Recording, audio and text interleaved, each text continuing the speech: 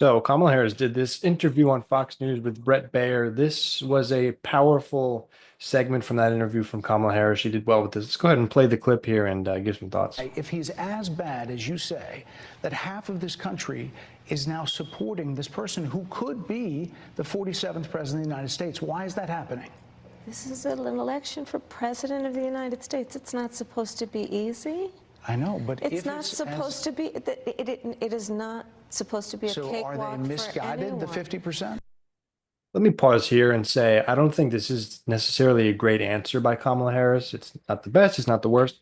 The reality is that the American people have been let down by both sides of the spectrum, by Republicans and Democrats. There is a tremendous amount of corruption and greed that has hollowed out the middle class and has led to a lot of frustration. Um, she's not able to articulate that. And there is a very real reason as to why Trump won in 2016 and why he continues to have popular support. Yeah, this country is well divided, and there is a powerful conservative movement and the powerful Republican Party, and there are people who will vote for Republicans no matter what. But at the end of the day, this should not be close because the candidate at the top of the Republican ticket is Donald Trump, who is an absolute madman. So she could have articulated that better, but not the worst answer, not the best.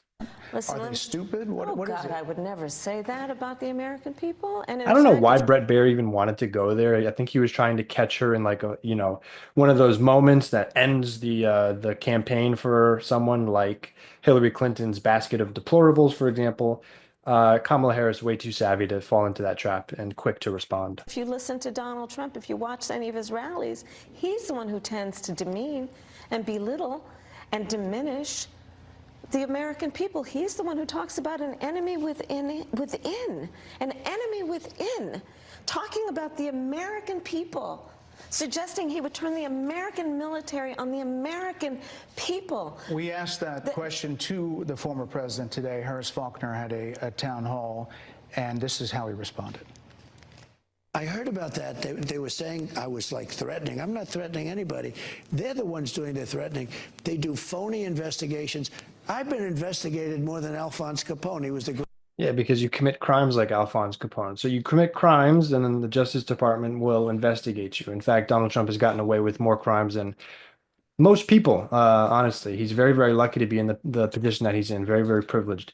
But he's the one that is actively calling for deploying the military on American citizens. So again, it's just this ridiculous lie that Trump can continue to get away with. greatest gangster. No, it's true. No, but think of it. It's called weaponization of government. It's a terrible thing. So, Brett, I'm sorry, and with all due respect, that clip was not what he has been saying about the enemy within that he has repeated when he's speaking about the American people. That's not what you just showed. he was asked about that specific... No, that's not what you just showed. In all fairness and respect to you. I'm telling you that was the question that we asked him. You didn't show that, and here's the bottom line. He has repeated it many times, and you and I both know that. And you and I both know that he has talked about turning the American military on the American people. He has talked about going after people who are engaged in peaceful protest. He has talked about locking people up because they disagree with him. This is a democracy. And in a democracy, the president of the United States... Even Brett Baer seems a little bit inspired in that moment. But everything she's saying is absolutely true. There's no way around it, and she's saying it point blank as clear as possible, and it's just plain true. Trump has said all these things. He intends to do these things, and it's absolutely horrifying. Democracy. The president of the United States in the United States of America should be willing to be able to handle criticism without saying he'd lock people up for doing it.